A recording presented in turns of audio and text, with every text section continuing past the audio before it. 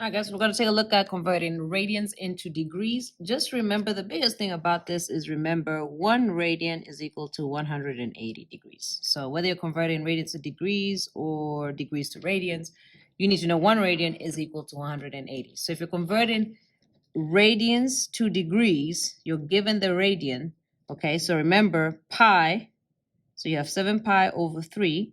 Pi is equal to what? Or 1 radian is equal to 180. So I can just substitute 180 in there. Put this in the calculator, and you're going to get 420. Okay, nice and easy. All right, convert this into degrees. So now instead of them giving you where you have the pi, they don't give you in the pi. The process is exactly the same. So you have 2.52 in radians, right? And I'm going to multiply that by 180 over radians. The reason I do it that way is because this is in radians right here, and this is in radians. So that way these two are going to cross out, leaving me just degrees. Okay, so I put the radians on the bottom so that they can cross out. If I was doing it degrees to radians, I would flip it. Okay, so whatever that's going to be, you put that into a calculator, and then you should get roughly 143.2 degrees. Okay, so whether they give it to you with a pi in the question or whether they just tell you it's in radians already, 180 over radians. All right, converting degrees into radians. So now we're going the other way. Remember, 1 radian is 180 degrees. So we're given degrees, right? And I'm going to say, I want to make this into radians. That means I need to get rid of degrees, which means I need to put the degrees on the bottom. Why am I putting degrees on the bottom? Because degrees on the top, degrees on the bottom will cancel. So degrees on the bottom, and this is pi. So again, because pi is equal to 180, this is equal to 1. Anything multiplied by 1 is the same thing. So go ahead and put that in a calculator. And I believe they want pi in the answer. Simplest form. Okay, so you're just dividing these two in a calculator, and that's 7 over 12 pi. Keep pi in the answer. Okay. Exact trig values graphically using sine and cosine. All right, so given the following unit circle, rotate the green dot to the appropriate angle, then find the exact angle of sine 330. All right, so you have to know where 330 is, which means you have to know this is 90, this is 180, this is 270. Now you have to actually know exactly where this 330 is. 330 is very close to 360, so it's actually the angle over here. So rotate the green dot to that angle right there. All right, then it says find the exact value of this function. Okay, so again, you have the unit circle, but if you didn't, you could just use your hand. You need to find out on the left-hand side, on this side, what is that? This is like going from 360 to 330 is 30 degrees, right? And because I'm going this way, it's negative 30. Well, that's the same way as going positive 30, just need to remember what's negative in this quadrant. So if I have, okay, so I do remember that it is always radical over 2. So 30 degrees that way would be, and if I'm looking for cosine, so my x direction is cosine and my y is sine. So I'm looking for sine. So I'm going to be looking for x is the first one and y is the second. So I'm looking for the second value. So my first one, this would be cosine, but I'm not looking for that. I'm looking for this one. So this would be radical 1 divided by 2, which is equal to 1/2. Now I need to know what in the whether it's positive or negative in this quadrant. Remember, in this quadrant, right, my y values are negative and my x values are positive. So this is going to actually be negative. And you can just put that in a calculator and just check. Okay, so that's how you use the unit circle to find it. All right, what if you are asked to find cosine? So this time, instead of finding the y value, I'm finding the x value, but the process is still the same. Of 120, so where is that? This is 90, this is 180, so 120 is here. Is it closer to 180 or closer to 90? 90, so it's 30 away, so it's right here. So you drag your point to right there, right?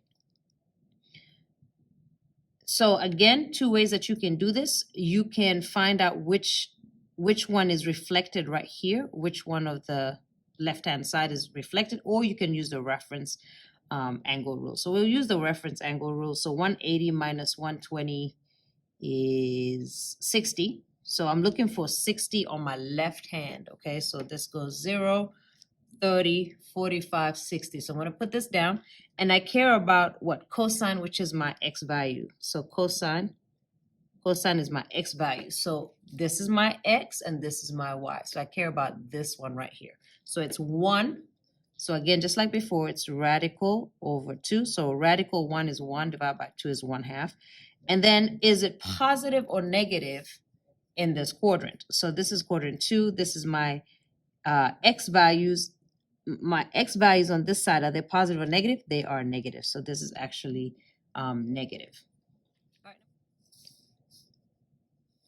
All right, find the exact value of tan 120 in simplest form with a rational denominator. Okay, meaning you're not supposed to be using the calculator. You're just supposed to use a unit circle. All right, so tan of 120. And remember, tan is what? Sine over cosine, right? So it's sine of 120 over sine of 120. And again, using your unit circle. Now, if you don't have your unit circle as a reference, you can use... So I'll do it right here on the side as to how to find it. Once you know your left-hand rule, you know everything you need to know. All right, so this is 90. 120 is just past 90. Yeah, just past there. Okay, so really I need to know what my sine and cosine, cosine is the x-axis. My cosine and sine is. Okay, so I can put them over each other of this angle right here, which has a reference angle, and I'm just going to use a reference angle. If it's 120, 180 minus 120 is going to give me what? 60. So I need to my left-hand rule of 60, and then I'm going to talk about whether it's negative or positive in that quadrant. As a matter of fact, let me do that now. All right, cosine. So if I look on the x-axis in this quadrant, this x-axis will be negative. Sine, okay, if I look at the y-axis, it's going to be positive. So it should be negative cosine and positive sine. All right, keeping that in mind, I'm coming for 60, right?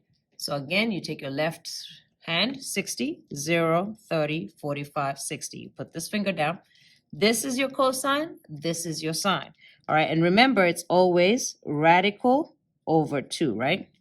Radical over 2. So for my first one, my x or my cosine, this is 1, radical 1 divided by 2. So radical of 1 is 1 divided by 2 is 1/2. And it's negative. So this cosine is negative 1/2. And sine, okay, so putting that finger down, is 3, right? So this is going to be radical 3 over 2. And it's positive. Okay. Then you're going to keep the first one, change the division to multiplication, and then flip this one. So 2 goes on top, 1 goes on the bottom, and don't forget that it's negative. Doesn't matter where you put the negative. All right, multiply. Oh, actually, I don't need to multiply that out. This crosses out with this, and we're going to have negative radical 3. Okay, so tan of 120 is negative radical 3. Example, find another coterminal of, okay, I'm going to use a calculator for this because, I'm going to keep doing 360, 360, 360, 360. All right, so using a calculator, let's see, where can I write this? I'll write it up here. Using a calculator, 409 minus 360 is going to give me 1049. So I'm still in the circle. I'm still going around again, minus 360 again. And it doesn't matter how many times we do this until we get into a number that's within 360. It's going to give me 689 minus 360 again. It's going to give me 329. Okay, perfect. Now I'm within a circle, right? So where's 329? If I had, again, my reference angle, that's 90, 180, 270, and 329 is somewhere over here. So what quadrant are we in? We're in quadrant 1, 2, 3, 4. My coterminal angle is 329. And what's my reference? Okay, so looking at where it is now, remember your reference angle is the closest to the x, right? So it's 360 minus this 329 will give me what's missing right here. So 360 minus 329, which would give me 1, 3. All right, so give me 31 degrees. All right, number 4, find coterminal, reference, and quadrant. Okay, for the rotation of 621. So how many times around the circle did I go? So 300, let's see, the coterminal angle is blah, which lies in blah with the reference angle blah. Okay. So I need to find out 621. So 621 minus 360, that's one circle. That's going to be 1, that's 5, 12, 12 minus 6 is 6, 2, so 261. So one full one full rotation and then 261. So again, if I had a unit circle, this is 90, 180, 270. So it's somewhere in here, right? So boom. So it's somewhere in quadrant 1, 2, 3. So it's in quadrant 3, right? And then the coterminal angle is 261. Okay, because it's gone round a full circle and then it's gone once already and then now it's gone again. And then to find the reference angle, I'm just going to do, bring it back to 180, right? So I'm going to subtract 180 from this 261. So 261 minus 180, and I'm going to get 81. Okay, so remember reference angle is the distance from the x-axis, okay? And it's always positive, all right? Okay. In which quadrant does theta lie if the following statements are true? So remember, you have to remember this. All students take calculus. All right, this is all of them are positive. Sine is positive, tan is positive, cosine is positive. All right, and what I like to do with this one is just take two separate colors, and whatever my intersection is, that's my answer. So let's go ahead and work it out. So when is cosine less than 0? That's negative. Right? When's cosine negative? Well, when it's not positive, it's negative. So it's here. That's when cosine is negative. All right, when is tan negative? Okay, so tan is positive here and positive here, so it's negative here and here. Where do those two colors intersect? In quadrant 2. All right, find the exact value of tan A in simplest radical form. All right, so we do need to label tan A. So here's A, so that means I'm talking about this angle right here. If I go opposite the angle, that's going to give me O. If I go, the man right here, he does what? He P's on H. And then whatever is left is A. All right, so since we're looking for tan, we're going to label it out. So, ka, to, a. Okay, so if I'm looking for tan, I'm looking for this one. So how do I set that up? I go tan of the angle, which is A, is equal to O, which is 12, over A, which is radical 52. Now, can I have a radical at the bottom? I cannot. So what do I have to do? I have to multiply it by, rationalize the denominator, radical 52 top and bottom, to get rid of it. So you're going to have 12 radical 52 over, and this is going to just be 52.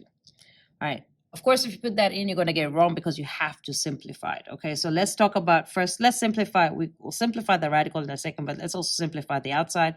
So what number goes into 12 and 52? Okay, so you can kind of work through, actually, let me do the radical first because I might even need more. All right, we're going to break down 52. All right, which breaks down to, let's see, 2, half of 52. 2 times 25, 26. Break that down. That's going to be 2 times 13. Can I break down 13 anymore? No, so that's it. All right, so 2 times 2 times 13. Okay, I need perfect squares, and I know 2 times 2 is what? 4, right?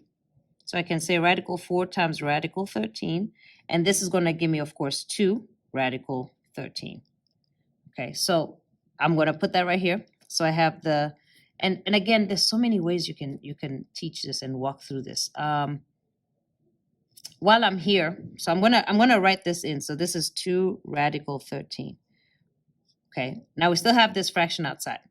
2 goes into 12 6 times, and into 52, 25, 26. 2 goes into 6 3 times, and 2 goes into 26, 10, 13 times. All right, so I have 3 on the top and 13 on the bottom. Then 3 times 2 is what? 6. So my final answer is 6 radical 13 over 13. All right, so in triangle blah, blah, blah, measure of W is 90, boom. So they tell us all of this. Okay, what ratio represents secant? All right, so you have to know what they are. So remember, cosine is sec, because I remember it looks just like cosine reading it backwards. You see that? Okay. Tan is cot. Again, because when I read it backwards, I see the T.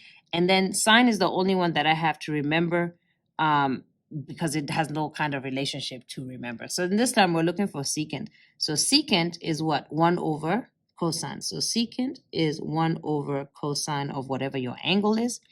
All right, and we're looking for V. All right, so what is cosine of V basically? So here's V. I'm going to go opposite V. That's O. Here's my man. He does what? He pees on H. And this is A. So SOHCAHTOA says that if I'm looking for V and I'm looking for cosine, because I need cosine for secant, right? Cosine, I will do A over H. Okay, so this is 1 over cosine, which is A over H. So 15 over 17. All right, so remember, you're going to keep, change to from division to multiplication, flip this. So 17 over 15. 1 times 17 over 15, so secant of V is equal to 17 over 15.